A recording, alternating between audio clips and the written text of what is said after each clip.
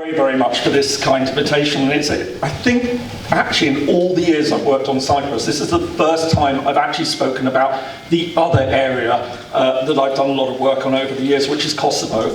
And just as a little bit of background, I was living here in Cyprus in 2004 after the Annan Plan, and I think that, like everyone else, I had been really hit hard by the effects of that, and I thought, right, okay, I've got to look at something else. I can't just remain, and all credit to all of you who've maintained your focus solely on Cyprus. And I thought, well, I'll do Kosovo. I think, you know, karma would say I'm back to where I started on that. So look, really, on a serious note, it's I'm not going to go into the whole history behind Kosovo. I presume there's a certain familiarity to it. Where I will take up the story is in 2008. So Kosovo unilaterally declares independence, and this creates a huge problem. You have this conflict in the heart of Europe. It had been very violent. NATO had stepped in. It had imposed UN administration. And then suddenly you had a process that was meant to lead to some sort of status agreement, but there'd been a fundamental difference between the Kosovo Albanians who wanted independence and Serbia that said, we will give you anything but independence. And for a whole bunch of reasons I'll be happy to talk about in Q&A if anyone's interested, they effectively reached deadlock and Kosovo declared independence. From the very start, Serbia was absolutely adamant it would not pursue a military solution to the question of Kosovo. It was never going to happen anyway. You had a large NATO presence there.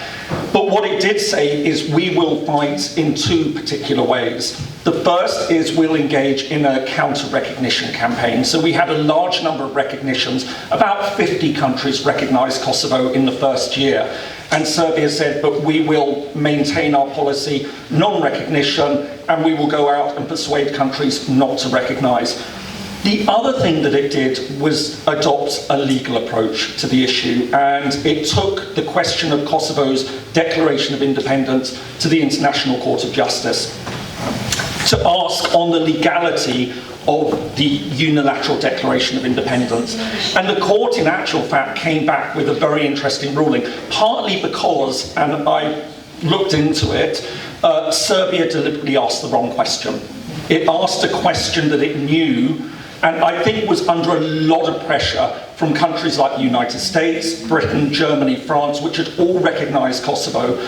They understood the consequences if the court came back and said, it was illegal to recognise Kosovo. So it actually asked the question, what about the legality of a declaration of independence?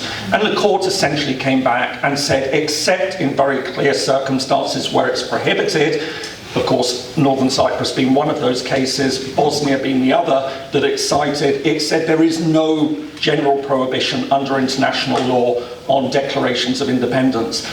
And that opened the way then for the European Union to step back in and say, look, all right, it's a stalemate. You've done what you've done. Now we have to get serious and pursue what they called a process of normalisation.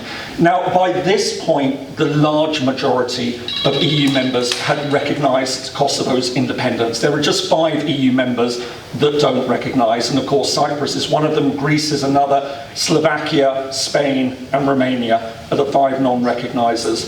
But they all agreed as the EU, what we will pursue is a process of normalisation. And I think what was really interesting was that it actually was very successful for a few years. My sense, and you know, I travelled to Serbia a lot, I know Serbia very well, in fact also I travelled to Pristina a lot, and I'll talk a little bit about that in a bit, was that Serbia had effectively given up on Kosovo. That it was pursuing its EU membership, the EU was very strongly united amongst the main countries, that it had to pursue this normalisation. And I think, you know, even when I went to Serbia, most ordinary Serbs at that point were saying, we've lost it, haven't we? You know, it's not going to come back to us. We'll continue to fight the battle. But I think the general sense that it was drifting towards acceptance of Kosovo's independence. And at some point, they'd find a way to sort of sign on the dotted line to do it. And there were a number of agreements that were made. And in fact, actually, what was very interesting is that you saw very high-level support for this engagement. But it was also reflected in sort of everyday diplomatic practices. So, for example, in the case of Cyprus, you will never, ever see the ambassador of Cyprus and the representative of the TRNC in London at the same event. It just will not happen. It's quite clear. They will make sure that there is no engagement. That was not the case, funnily enough, with Serbia and Kosovo. I remember events that, I was working at LSE at the time. We'd have events on Kosovo, and at first they'd make sure they sat on different sides of the room. But as time went by, they would actually start talking to each other. And I can remember many events actually later on after a few years, especially when this dialogue was going on, where you'd find them in the corner of the room talking and actually engaging quite positively with one another. So it was a very, very interesting time. And it actually led to quite a significant breakthrough in 2013. So what you had is the Brussels Agreement, which essentially pulled together a number of different factors. So it said that, for example, the Kosovo-Serbian police forces in the north and in the enclaves in Kosovo would be integrated into the Kosovo police force. The same with the judiciary, that you wouldn't have a parallel structure. In fact, all parallel structures were got rid of, and the way was open for municipal elections. But key to all of this was also an agreement that they would set up some sort of autonomy structure for the north and for those enclaves in the south, called the Association of Serbian Municipalities.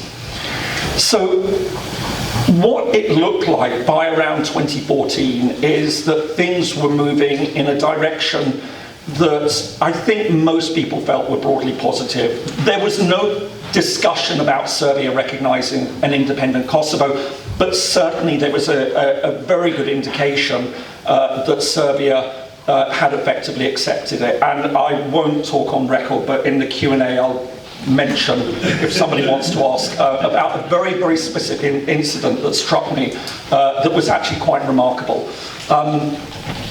So what went wrong? Well, in actual fact, there were three events that took place that really undermined all of this process. The first was Kosovo's decision to apply for membership of UNESCO.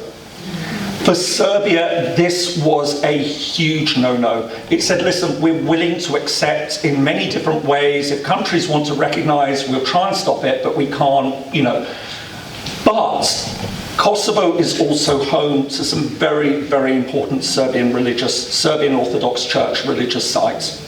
And Serbia said there is absolutely no way that we will allow this to be classed as Kosovo's cultural heritage.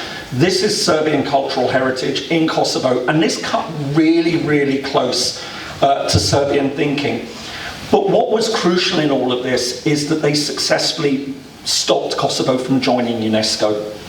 And I think what that did is it reinvigorated the counter-recognition campaign after, what you had after about 7 or 8 years was that Serbia had effectively said, look, we think Kosovo is lost.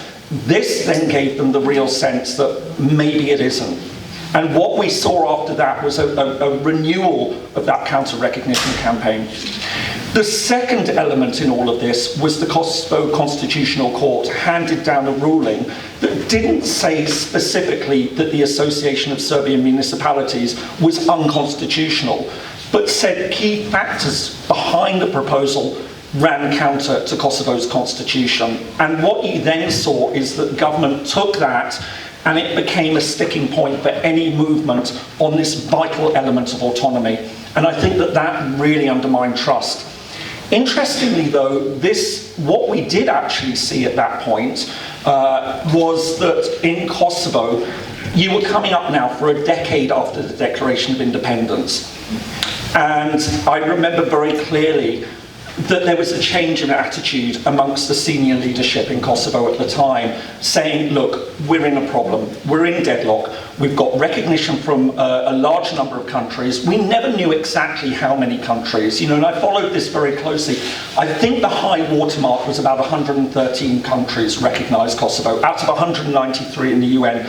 It's right down now. I think it's probably in the early 90s, partly because Serbia persuaded a lot of countries to rescind their recognition, which, again, I'm more than happy to talk about but it's not directly to this. So what we have is that you had a real setback. There was a positive story that they came very close to an agreement, in fact, that would have solved the problem altogether, but it was actually killed off by Britain and Germany. They were talking about a territorial arrangement that essentially would have allowed Serbia to say, look, Kosovo, you get independence, but we will keep the north, which is the predominantly Serbian. Another story for another day. The third thing, and most crucial, was the election of somebody called Albin Kurti as the Kosovo Prime Minister. And he led a movement called Beta Vendosja, which had come to international attention for all sorts of antics in the Kosovo parliament, letting off tear gas. He stood for something called self-determination, which meant absolutely nothing unless you were an Albanian. He had no interest in self-determination. He was a populist before much of the populism that we see now. And he took the position, he wasn't interested in dialogue with Serbia. What he wanted to do was enforce Kosovo's control over the north. And so what we've seen is a massive deterioration on the ground in northern Kosovo in the years since Albin Kurti has been in power. And it's a very big change from the traditional parties. So you had two main political parties in Kosovo, which were always much more responsible in their handling of the Kosovo issue, interestingly enough, and in their engagement with the Kosovo Serbs. So, where do things stand today? The process still exists on paper, but in reality it's going nowhere for all sorts of reasons. We have Albin Kurti on one side. He's still not interested in engaging in dialogue with Belgrade on this. I think we also have to recognise that Serbia has also lost a lot of its appetite to engage in this process. Part of that is to do with the fact that it doesn't have an EU perspective at the moment. It's still engaged in talks, but anyone who's been following what's been happening in the Western Balkans knows that it's essentially, I can remember 10 years ago everyone was saying by 2025 Montenegro and Serbia would be in the European Union. We're in 2026, there's no immediate sign. In fact, if you ask anyone, interestingly enough, the front runner at the moment is Albania. Really shows just how much things have changed over the past decade. So there isn't that impetus. The other thing I think which has been hugely damaging is the Ukraine war, because that has really affected Serbian attitudes towards Kosovo and has resurrected a lot of ill feeling towards NATO and has made it much, much more difficult to have that conversation, because they say, why is it that we had to lose Kosovo and yet Ukraine is gone to war against Russia to fight for its eastern provinces filled with Russian speakers, and they've got NATO support. Now, you can go into all sorts of discussion about how correct that is and the readings of it. It doesn't matter. Perceptions matter, and that's the perception you have in Serbia, and it makes it a lot more difficult to engage in this process. So, there have been efforts to keep the process running. There was a crazy effort in 2020 by Donald Trump that essentially it was literally, he must have gone around the room about half an hour before they met, the two leaders in the White House, and he got them to sign this agreement on these tiny little desks, which was hilarious because anyone who's ever sort of seen Alexander Vucic knows that he's about 2 meters tall.